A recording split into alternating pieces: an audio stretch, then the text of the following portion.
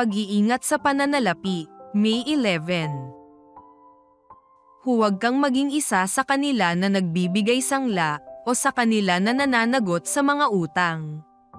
Kawikaan Kapitulo 22 Bersikulo 26. Ang kasiyahan ay hindi kailangang nakakamit natin ang lahat ng mga bagay na ating nagugustuhan, kundi bagkus ay nauunawaan natin kung gaano tayo pinagpala sa mga bagay na mayroon tayo ngayon.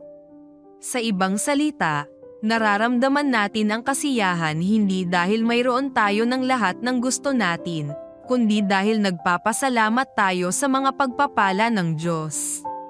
Maaaring iniisip ng iba na masaya ako sa aking kotse hanggang sa nakita ko ang bagong modelo na available na sa market. O kaya, nasisiyahan ako sa aking mga damit at sapatos hanggang sa pumunta ako sa mall para tumingin-tingin ng mga bibilhin.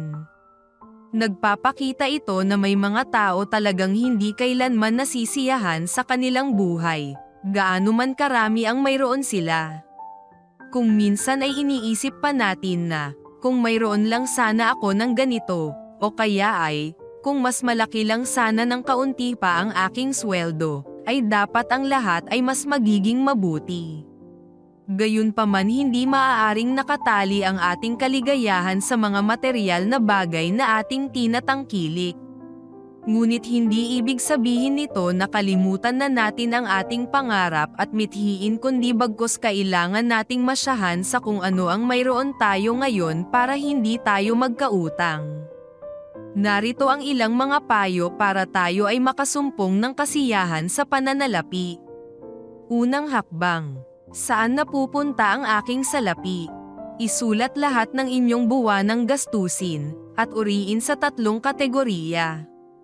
1. Regular na mga gastusin. 2. Handog, renta, buwis. 2. Pabago-bagong gastusin. Pagkain, tubig, kuryente, medikal, gasolina. 3. Mga hindi mahalagang gastusin. Travel, bagong gadgets, paglilibang na aktibidad. Sa pagtatala ng iyong mga gastusin, malalaman ninyo kung paano ninyo ginagastos ang inyong pera. Ikalawang hakbang. Ano ang aking goal? Kailangan ba ninyong mabayaran ang lahat na pagkakautang? Gusto ba ninyong mag-ipon ng pera para sa hinaharap na gastusin gaya ng pagbili ng sasakyan, pagpapaaral ng mga bata, o para sa pagreretiro? Magtakda ng goal. Tulad halimbawa, gusto mong mag-ipon ng $300 bawat buwan para sa pagreretiro, kung ganoon isama ninyo ang halagang iyon sa inyong buwanang budget. Ikatlong hakbang.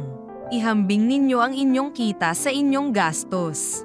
Mas malaki ba ang inyong kita kaysa sa inyong gastos?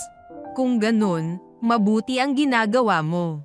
Ngunit kung mas higit na malaki ang inyong gastos kaysa sa inyong kita, ay balikan ninyo ang unang hakbang at isaalang-alang kung alin ang maaari ninyong baguhin.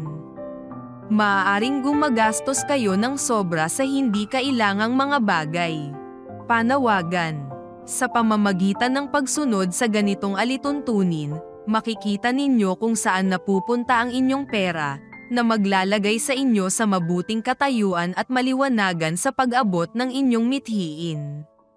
Magagawa rin ninyong magkaroon ng plano sa paggastos at makokontrol ninyo ang inyong pananalapi. Sa iba pa ay bahala na kayo. Ngayong mayroon na kayong kaalaman, hilingin sa Diyos na tulungan kayo sa pagpapasya ng may katalinuhan.